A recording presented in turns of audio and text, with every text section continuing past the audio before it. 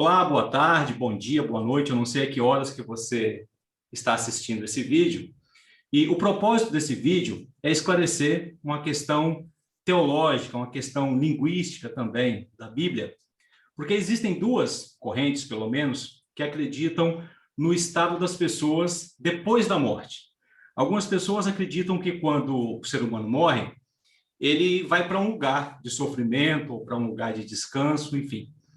E outras pessoas acreditam que não, acreditam que quando um ser humano morre, ele fica num estado de inconsciência, né? Aguardando, inclusive, o dia do julgamento final, que é quando Cristo voltará para, então, ressuscitar essas pessoas e elas serão julgadas, né?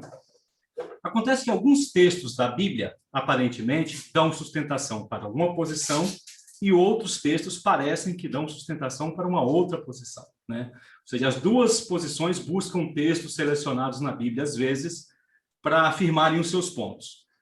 E um dos temas usados, inclusive, por aqueles que sustentam que depois que a pessoa morre, ela continua em um estado de consciência, é a transfiguração, conforme aparece lá em Mateus 16, que ali Jesus aparece, né, conversando com Elias e com Moisés e tal. E algumas pessoas dizem assim, olha aí, ó, se Moisés morreu, de fato, conforme está lá em Deuteronômio 34, e se agora ele aparece com Cristo na transfiguração, então significa que as pessoas estão em um estado de consciência. Mas aqueles que advogam o contrário, que diz que não, que as pessoas não ficam em estado de consciência, usam o livro de Judas, capítulo 9, aliás, 1:9, para dizer que Moisés foi ressuscitado.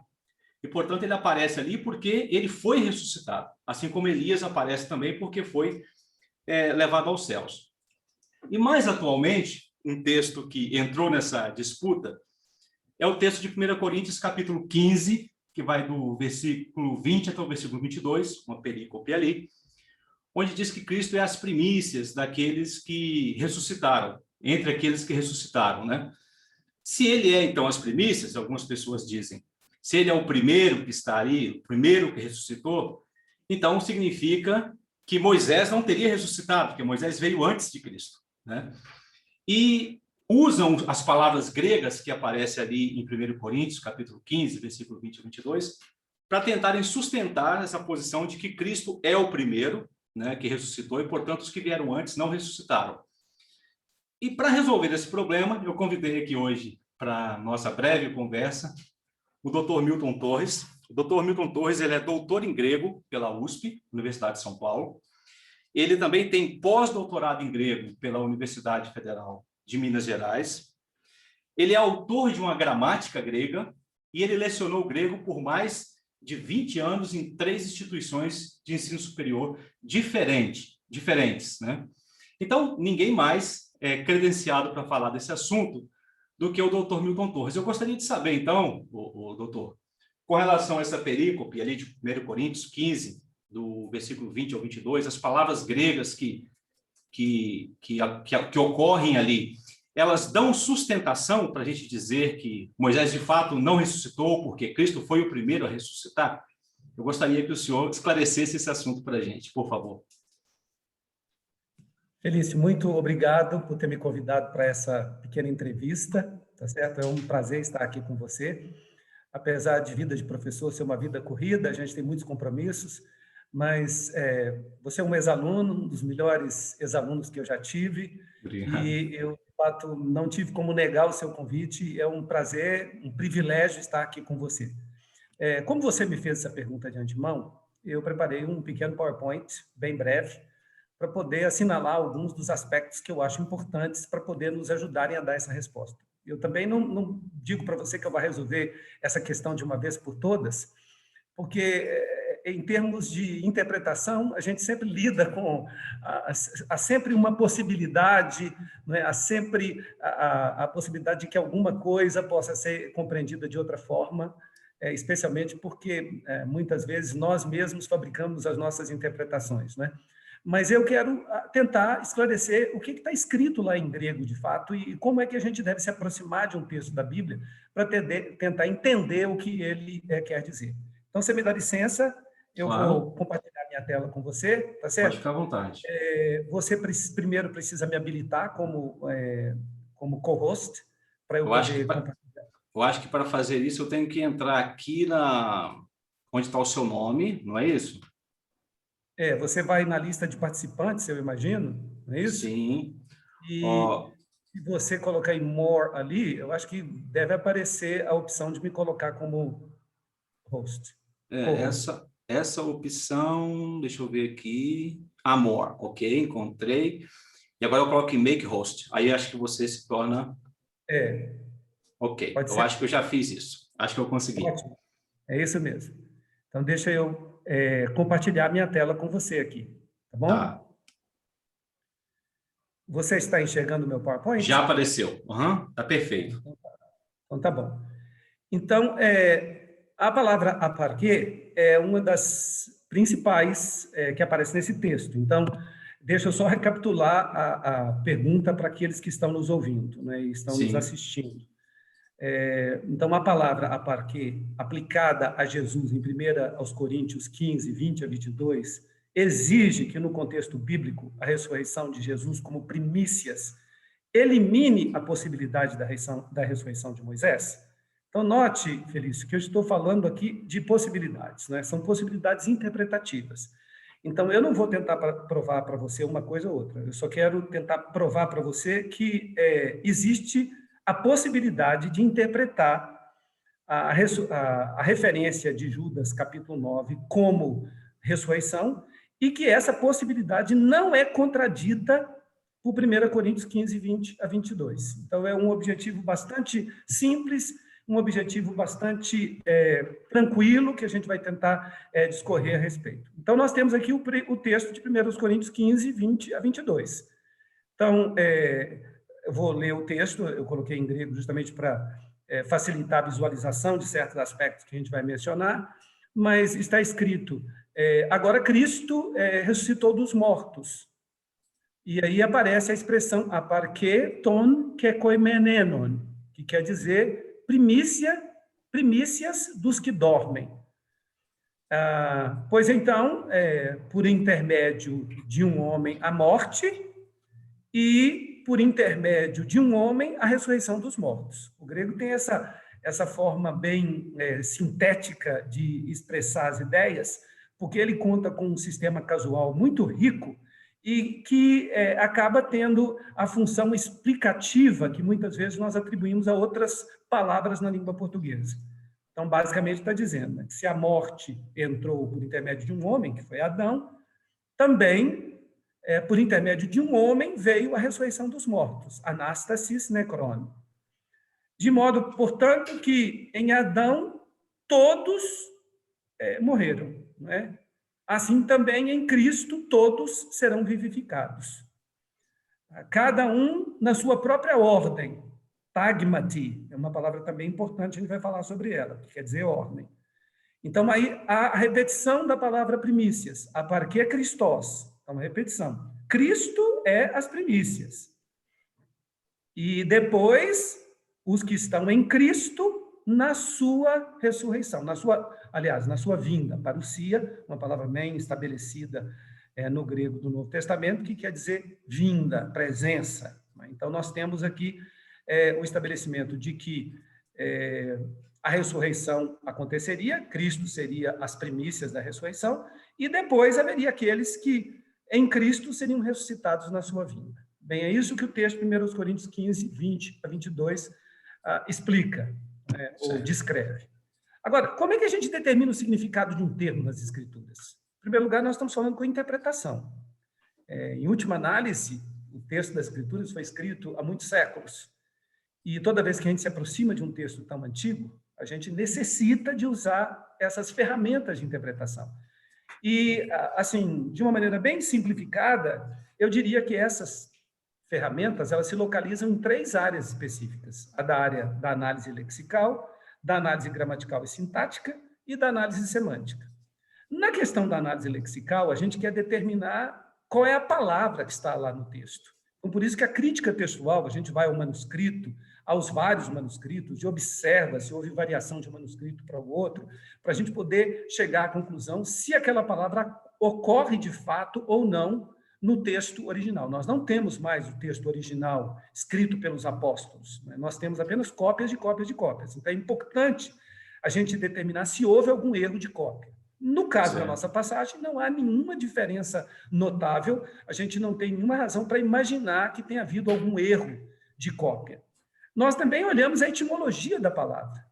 Então, a gente olha, por exemplo, a palavra aparquê, ela é uma palavra composta. Ela tem um prefixo, que é o prefixo apó, e tem a palavra arquê, que é um radical, que significa princípio. Então, aparquê é aquilo que vem desde o princípio. Etimologicamente, seria esse o sentido da palavra. Mas o sentido etimológico nem sempre é o sentido que permanece. Tanto que, no caso do nosso termo, esse sentido não prevaleceu, né? Ele acabou tendo uma conotação diferente. E fazemos a análise mórfica, não é que foi isso que eu fiz agora, separar a palavra nos seus elementos constituintes. Nós também temos a análise gramatical e sintática. Notem que esse é um elemento importante também. Nós vamos fazer uma análise, vamos descobrir, por exemplo, que aparquê é um substantivo da primeira declinação, é um substantivo feminino. Então, tudo isso vem na análise morfológica. Temos também uma análise topológica, que é a da colocação da palavra. Onde na frase a palavra aparece? Ela aparece no início, que é uma posição enfática, ela aparece no final, que também é uma posição enfática, na forma grega de escrever, ela aparece no meio, que é uma posição enfática no quiasma hebraico, mas que não é a posição preferencial da estrutura grega. E, finalmente, a análise funcional. Qual é a função que essa palavra tem? Ela tem a função de objeto direto, ela é sujeito, ela é complemento nominal. Então, todos esses elementos são avaliados. E aí a gente passa para a análise semântica, em que a gente vai analisar o contexto narrativo, a gente vai olhar primeiro como essa palavra se coloca no trecho do livro que a gente está analisando, depois a gente vai olhar como é que ela se coloca em relação ao livro todo, depois a gente vai olhar como ela se coloca em relação a todo o Novo Testamento e, finalmente, a gente vai olhar como ela se coloca em relação a toda a Bíblia. E aí depois nós vamos para as comparações. Vamos comparar, por exemplo, o Novo Testamento com o Antigo Testamento, por exemplo, comparando o Novo Testamento grego com a Septuaginta, e vamos fazer essa análise. Vamos fazer uma análise do contexto histórico, o que estava acontecendo na época. Vamos fazer uma análise da recepção, a história da recepção. Como é que foi que as pessoas daquela época entenderam o texto? Vamos ver as intenções do autor e do leitor, tanto de quem escreveu como de quem está lendo, a intenção da obra como um todo. A análise das intenções é uma análise difícil, quase que já até abandonada pelos estudiosos de hoje por causa das suas dificuldades. Vamos ver as extensões. O que significa isso? Essa palavra só tem esse sentido? Ou ela é usada em outro sentido, em outro lugar? Então, vamos ver as denotações e as conotações. A linguagem que prevalece aqui é figurativa ou ela é uma linguagem literal? Vamos ver a tipologia. Ela recapitula algum tipo, alguma coisa que já tinha sido anunciada no Antigo Testamento? Porque, por exemplo, o cordeiro no Antigo Testamento é um tipo de Jesus que vai ser crucificado no Novo Testamento. Então, a gente faz essa comparação tipológica. E, finalmente, a gente olha a simbologia. Essa palavra tem um simbolismo específico. Então, Felício, eu quero que você note que a análise gramatical é um fator importante, mas nem de longe é o único fator numa análise do texto do Novo Testamento. Existe uma igualdade de importância entre cada uma dessas análises e ela geralmente ocorre nessa sequência da lexical para a sintática e para a semântica, ou em alguns casos essa ordem é invertida, pode ser invertida, é interessante que seja invertida, isso... Olha, esta sequência geralmente é a sequência esperada, tá certo? É claro que sempre há alguma justificativa para você queimar uma etapa ou para você procurar ver uma coisa primeiro, depende muito do seu objetivo. Mas se você for fazer um estudo completo, essa é a sequência natural da análise para você determinar o significado de um termo nas escrituras. Uhum. Então, você tem que fazer tudo isso. E você me perguntar se uma delas é mais importante, é a mesma coisa que você me perguntar se no corpo é mais importante o coração ou o cérebro. É mais importante o pulmão ou o estômago. Tá certo? São todos importantes. São interdependentes, nesse caso. E eu estava justamente nesse processo. Porque você, por exemplo, dizer que a análise gramatical vai resolver os problemas do grego, não vai resolver o problema do grego. Não vai resolver o nosso problema de interpretação, porque a interpretação vai muito além da análise gramatical. Ela é um elemento importante mas ela não detém todas as respostas, ela não é a chave de tudo. Há situações em que você vai encontrar a resposta na história, há outras situações em que você vai encontrar a resposta no contexto.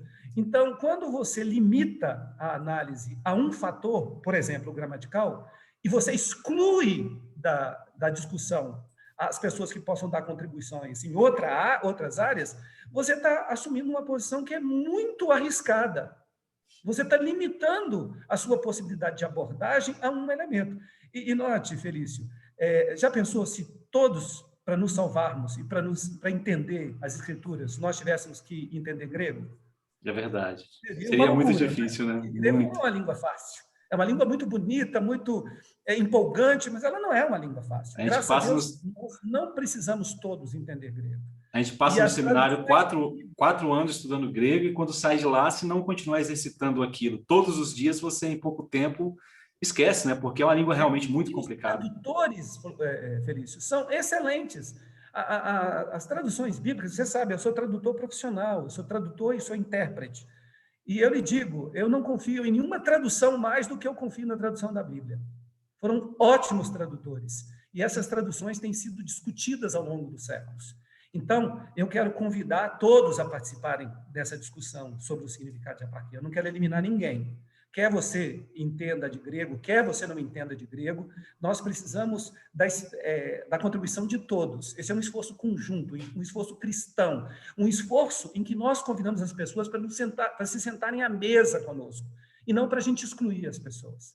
Mas eu sei que o meu tempo é pouco, então eu quero avançar, e eu quero dizer que, obviamente, Judas, versículo 9, né? Não é o único texto que fala sobre a ressurreição de Moisés. O texto de Judas é uma possibilidade. O texto de Judas não deixa isso explicitamente claro. Mas, para bom entendedor, um pingo basta, né? Então, eu acho que o texto de Judas nos dá uma boa pista. Mas eu queria mencionar, em primeiro lugar, esse comentário de Judas, catenas, é uma expressão grega que é usada em grego, né, que significa, não necessariamente uma expressão grega em si, mas uma expressão usada em grego para descrever comentários. Né? E nós temos um comentário de Judas, do século VI. E nesse comentário, o comentarista, né, que é um comentário anônimo, inclusive são vários comentaristas, ele faz a referência ao livro da Assunção de Moisés, que é um livro do século I também, mais ou menos contemporâneo com o livro de Judas, e que diz o seguinte: tendo Moisés morrido no monte, Miguel é enviado para transferir o corpo para o céu. O diabo, posteriormente, caluniou Moisés.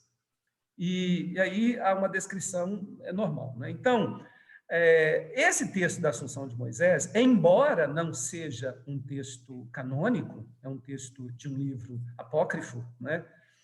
Ele é uma pista para a gente poder entender exatamente o que Judas disse, ainda mais porque ele acontece antes de Judas. As pessoas imaginam que Judas esteja fazendo uma referência a esse livro da Assunção de Moisés. Então, o livro não deixa dúvida que na mentalidade hebraica, né, ou seja, na forma que os hebreus antigos, eu não gosto muito dessa expressão mentalidade hebraica, mas na forma como os hebreus daquela época, não é, entendiam, os que escreveram a Assunção de Moisés, e eles entendiam que pelo menos Moisés tinha morrido, não há dúvida de que ele havia morrido. E há o esclarecimento de que Miguel é enviado para transferir o corpo. Então, nós temos aqui a expressão metatesson, que dá exatamente essa ideia, é um particípio, né? E como é um particípio futuro, indica que é uma coisa que vai acontecer, para transferir o corpo para o céu. Então, nós temos aqui uma referência ao corpo. Não é uma referência à alma, tá certo? Porque aqueles que acreditam que as pessoas vão para o céu em alma, mas não em corpo, eles ficam com esse enigma, porque é uma referência ao corpo. E é claro, esse corpo aqui é primeiramente o corpo morto, mas ele não se limita ao corpo morto, ele é o corpo de uma pessoa, não é? Então, esse corpo foi levado para o céu. E se ele foi levado para o céu, por que ele foi levado para o céu? Não é? Ou seja, por que um corpo seria levado para o céu se ele não fosse um corpo ressurreto? Mas vamos falar do texto de Judas 9. O verso é um verso também bastante citado nessa controvérsia, e nele está escrito o seguinte: mas o arcanjo Miguel, quando contendia com o diabo e disputava a respeito do corpo de Moisés, não ousou pronunciar juízo de maldição contra ele, mas disse: o Senhor te repreenda.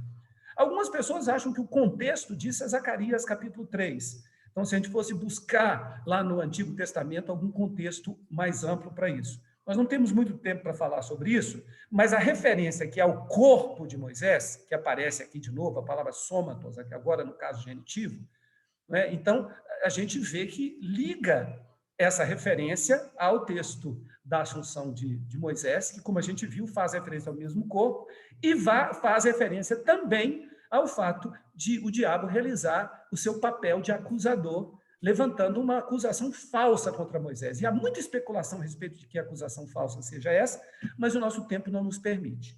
Então, esse é o texto que geralmente dá margem para as pessoas, como eu, por exemplo, e como o Felício, que nós que acreditamos que Moisés ressuscitou, esse é um texto importante para a gente, porque dá margem para essa ressurreição. Agora, como é que foi a recepção? O que as pessoas naquela época diziam? Eu fiz questão de escolher uma pessoa do século II, uma pessoa do século III, uma pessoa do século IV e uma pessoa do século V como representantes da forma de enxergar o texto de Judas 9 ao longo dos séculos. Clemente de Alexandria, Orígenes, Dídimo Cego e Gelásio, cada um representando um século, eles nos sugerem, né, que, de fato, o corpo de Moisés foi levado para o céu em decorrência da ressurreição. E as primeiras interpretações contrárias de Judas 9, como não se referindo à ressurreição, vêm de Epifânio e Severo de Antioquia. Então, quero até mostrar para vocês esses dois, porque esses dois discordam, né? Assumem uma posição, então, de que, de fato, não teria havido essa assunção de Moisés, que Moisés não estaria vivo lá no céu. Porque vários textos judaicos mostram Moisés no céu. Nós temos Filo de Alexandria, por exemplo, que escreveu uma biografia de Moisés. No último capítulo da biografia de Moisés, no trechozinho no final, inclusive são 2 livros, né? Um contando a primeira parte da vida de Moisés e outro contando o final da vida. Então, no último capítulo, ele fala que Moisés foi para o céu. Tá certo? Então, não há dúvida de que ele está lá no céu. Então, pelo menos no pensamento judaico, porque o nosso amigo Joséfo também fala isso em Antiguidades Judaicas, para mostrar que Moisés não era qualquer pessoa, mas ele era um patriarca de considerável importância. Então, a mentalidade judaica acreditava que Moisés estava lá no céu. E nós temos, claro, então, um trecho de também e da assunção de Moisés, dizendo que o corpo dele foi levado. Então, se ele está lá no pensamento hebreu, ele não está lá necessariamente porque a alma dele foi levada, mas ele foi levado como pessoa. Sim, Felício. Você mencionou o pensamento judaico, mas também alguns cristãos do primeiro século, que para eles isso era uma coisa patente, né? Acreditar que Moisés de fato havia ressuscitado. Como nós vimos no livro canônico de Judas, que você citou, e em outras referências também, que não são de judeus, mas que são de cristãos do primeiro século. Exatamente. Clemente de Alexandria, Orígenes, Dídimo Cego e Gelásio. Agora, vamos ver os que falam contra. Quem é que dá a primeira, assim, faz a primeira objeção a interpretar o texto como relato da ressurreição de Moisés é Epifânio, que escreveu no final do século IV. E ele diz que a briga entre o diabo e Miguel seria em relação ao local do sepultamento do corpo de Moisés. E que Moisés só iria para o céu mesmo na forma da alma que morreu e foi para o céu. Então, agora, ele diz que a briga era por causa do local do sepultamento, mas ele não dá explicações por que é que o diabo estava brigando com Miguel para saber onde é que sepultariam Moisés. Então, ele não dá esclarecimento sobre isso. O seguinte é Severo de Antioquia. E já no século VI, Severo de Antioquia faz uma lista das principais interpretações de Judas 9. E ele menciona a interpretação favorita dele, a primeira, que a disputa pelo corpo de Moisés seria uma metáfora para a luta que o diabo trava pelas almas dos cristãos mortos. Então, ele considera isso de uma forma alegórica, metafórica. Então, essa é a interpretação que ele sugere para a passagem. Porque é muito difícil você poder harmonizar um corpo no céu, a alma no céu, o corpo no céu e os dois separados. É muito difícil harmonizar isso para aquelas pessoas que pensam que há uma separação, uma dicotomia entre corpo e alma. E ele dá uma segunda opção. Ele diz que a disputa pelo corpo de Moisés é uma metáfora para a luta do diabo contra a lei de Deus, que ele tenta impedir que chegue ao coração das pessoas. Então, sepultar Moisés significaria colocar a lei de Deus no coração das pessoas. Esta é uma interpretação ainda muito mais alegórica. E, finalmente, a terceira, Moisés é um símbolo do povo de Deus a quem o diabo tenta impedir de chegar à terra prometida. Então, que Moisés, que o diabo, tentando dominar o enterro do corpo de Moisés, né, ele estaria tentando, de fato, essa seria uma representação do diabo tentando impedir o povo de Deus de entrar na terra prometida. Também uma interpretação bem alegórica, e que a gente não escuta antes do século VI a.C. Nós não vemos outras pessoas falarem. Então, é a partir do século VI depois de Cristo, eu quis dizer, perdão. É a partir do século VI depois de Cristo que nós temos, então, as primeiras objeções. Se a gente fosse para o ramo da lógica, não é? E tentar resolver isso de uma forma lógica, parece-me muito mais simples você supor que Moisés tenha ressuscitado do que você imaginar que corpo e alma convivessem no céu separadamente. Agora, e o contexto histórico das primícias? A gente tem que lembrar que as primícias eram sazonais. Aconteciam todo ano. Não houve apenas uma vez. Daí a importância da expressão tagma, que pode recapitular o aspecto sazonal da palavra aparquê. Então, Jesus representa no tempo do fim as primícias dos que dormem. No entanto, outros ressuscitaram antes de Jesus. Então, nós temos Moisés, se vamos entender que Judas 9 diz isso, num aspecto tipológico, prefigurando que Jesus viria e morreria, e depois ressuscitaria. E nós tivemos o filho de uma viúva em 1 Reis, a mulher sunamita em 2 Reis, o homem que foi encostado nos ossos de Eliseu em 2 Reis, o filho de uma viúva em Lucas capítulo 7, a filha de Jairo em Lucas 8, Lázaro em João capítulo 11, e até a ressurreição especial por ocasião da morte de Jesus, que é descrita em Mateus 27. A diferença dessas ressurreições com a ressurreição de Moisés é que todas essas pessoas voltaram a morrer. E Moisés não voltou a morrer. E por isso vem o aspecto tipológico, já que quase tudo, praticamente tudo do Novo Testamento é tipologizado no Antigo, o que representaria a ressurreição de Jesus no Antigo Testamento? Porque nós temos, por exemplo, o sacrifício de Isaac como uma boa tipologia da morte de Jesus, do sacrifício de Jesus, que também acontece por ocasião do sacrifício do Cordeiro. Então, nós temos várias tipologias. Nós temos o dia da expiação, que era uma tipologia do dia do juízo. Nós temos uma tipologia muito abarcante. Então, o que é que seria a tipologia da ressurreição de Jesus? Moisés se encaixa perfeitamente, uma vez que Enoque, por exemplo, não morreu, ele foi trasladado. Então, ele não poderia representar Jesus nessa condição, e Moisés pode. Então, no aspecto tipológico, a ressurreição de Moisés, conforme sugerida por Judas 9, ela preenche uma lacuna tipológica, ela se encaixa muito bem na tipologia. Bem, eu disse sobre essa palavra tagma, que ela pode indicar esse caráter sazonal. Não é? E vocês vão ver aqui, eu estou colocando aqui as possibilidades tradutórias dadas por Liddell Scott Jones, que é considerado o melhor dicionário de língua grega em existência.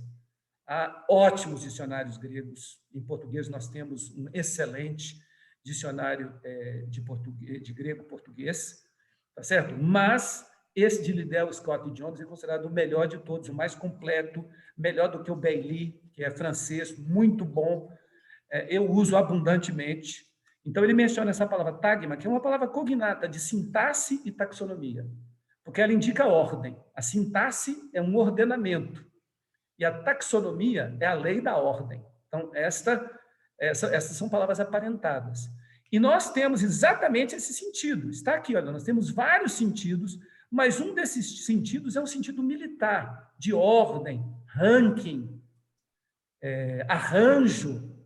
Então, essa é a palavra. Então, naquele momento da vida de Jesus, naquele momento do ministério de Jesus, em que Jesus ressurge dos mortos, naquele momento ele é as primícias dos que dormem.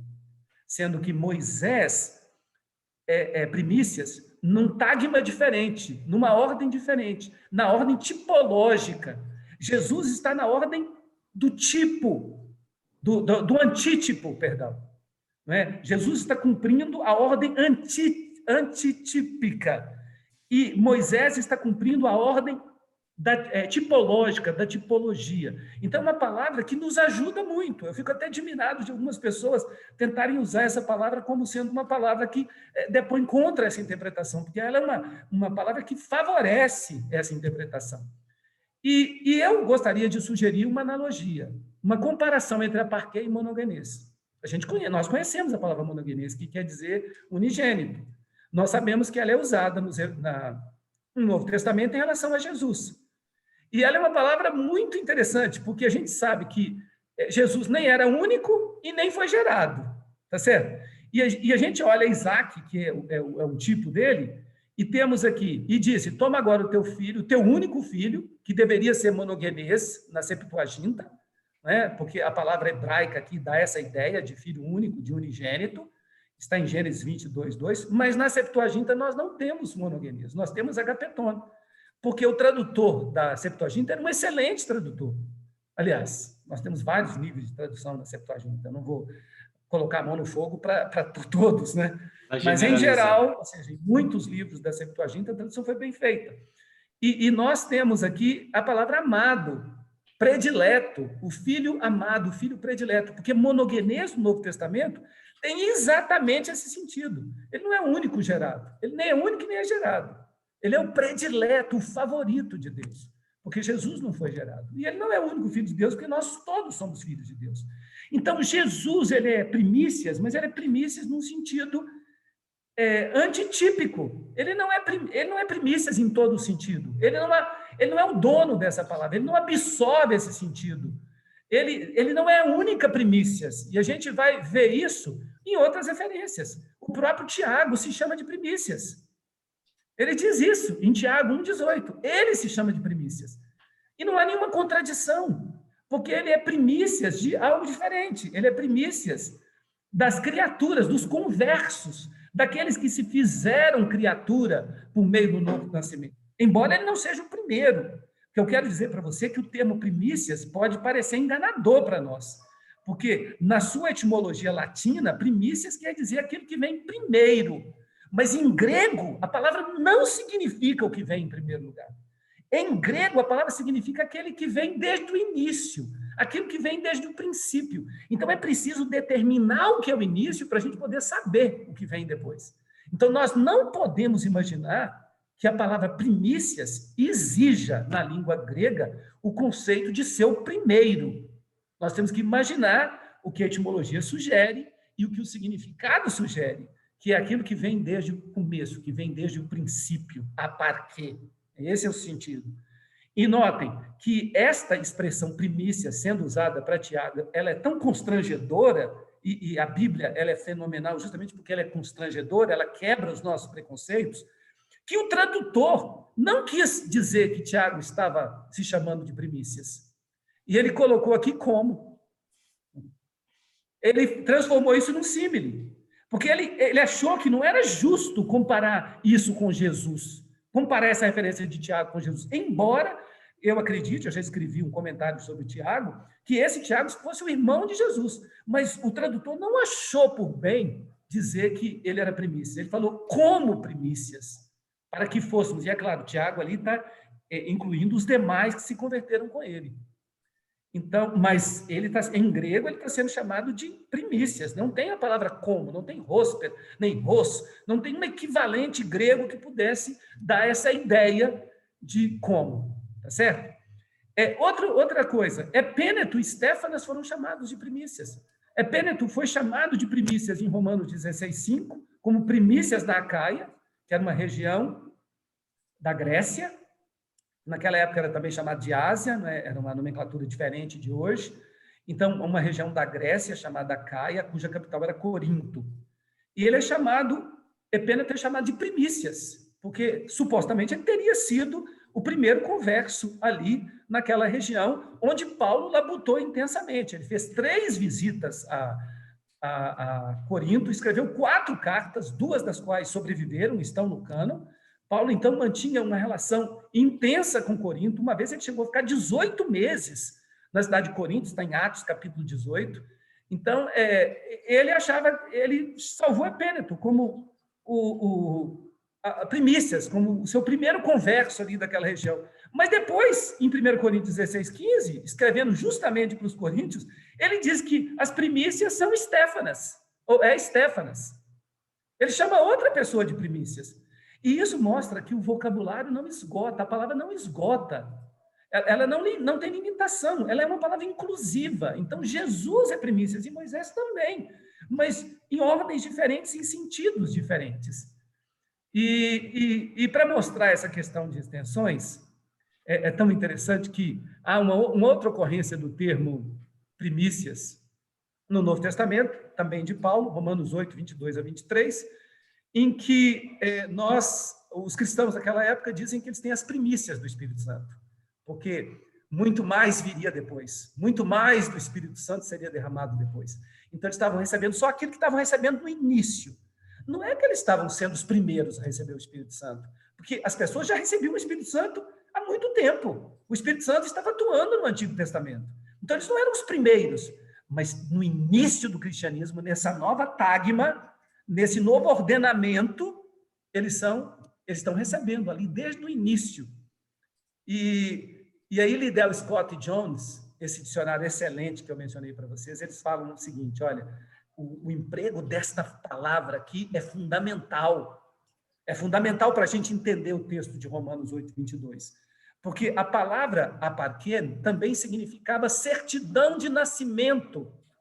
Era usada no mundo grego, na época do Império Romano, como certidão de nascimento. Então, mostra que o Espírito Santo está envolvido no processo de gerar essa nova criatura.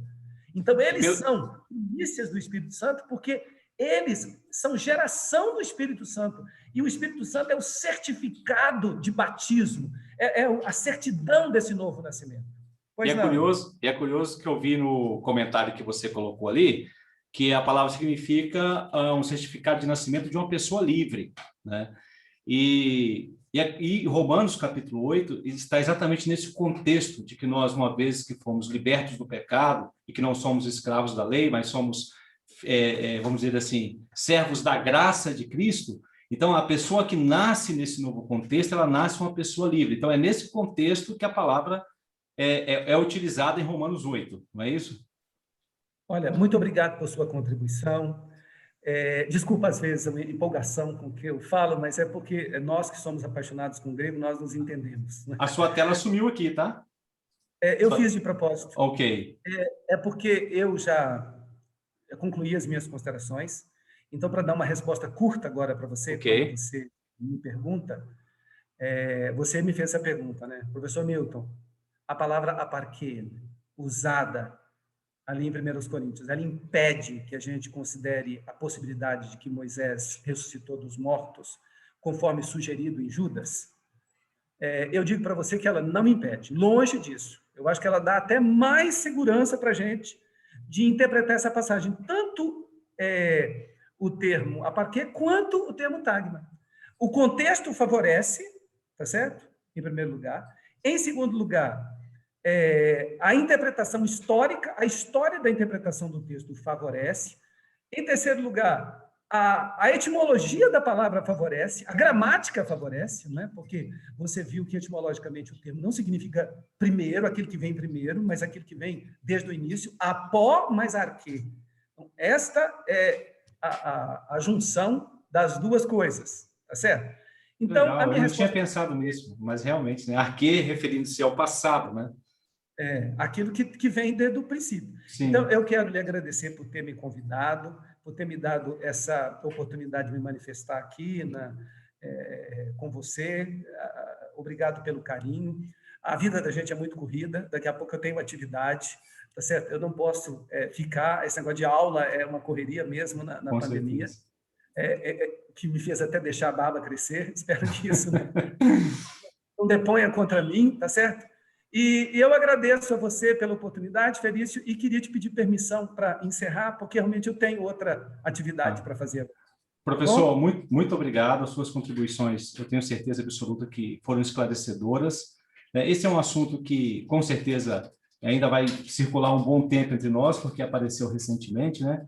Mas eu quis trazê-lo aqui exatamente porque, em função da sua humildade de vir falar sobre esse tema com tantas coisas que você tem, a disponibilidade que você teve para vir falar sobre isso, eu já conheço a sua boa vontade de fazer isso, e também pelas suas credenciais, para colocar aqui fora de questão que as informações que você nos trouxe aqui nessa tarde são informações seguras, são informações que apareceram assim ao longo do tempo da sua vida acadêmica, das suas pesquisas, da sua experiência com o grego, e eu quero agradecê-lo por isso, tá? Muito obrigado, e eu espero que agora a gente disponibilizando esse vídeo, inclusive vou falar para você aqui que esse vídeo vai ser postado lá no YouTube, né? Eu espero que mais pessoas assistam, que mais pessoas compreendam as implicações disso, e sobretudo, para mim, o que é mais importante nessa história é que Cristo ele tem o poder de nos ressuscitar dos mortos, né, de nos libertar do pecado. Eu gostei muito daquela definição de que é um certificado de nascimento de uma pessoa livre, e eu acredito plenamente que em Cristo nós nascemos livres e podemos ser também primícias, não é isso? Podemos estar com eles também na eternidade. Né?